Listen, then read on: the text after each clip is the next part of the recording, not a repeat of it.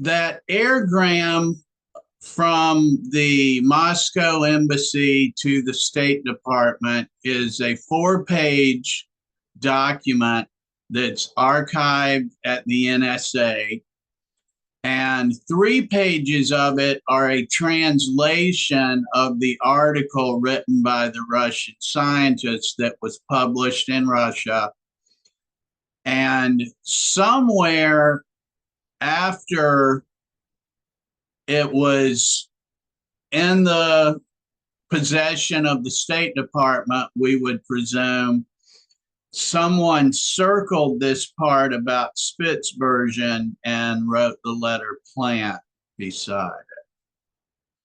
So we're not really sure what that means. And I wanted to take a look also at, here is page 1 of that 4-page document. And we can see it's a 1968 airgram from the American Embassy in Moscow to the State Department. Subject is his article, the Russian scientist's article.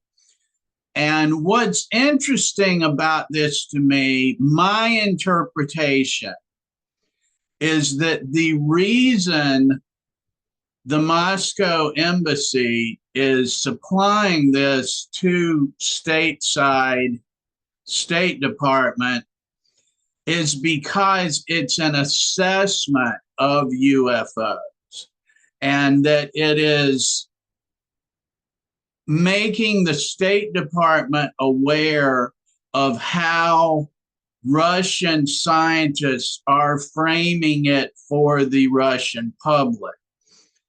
And subtle as it may be, in my opinion, to be more about psychological warfare and assessing what the United States may or may not say about UFOs at that time and in the future.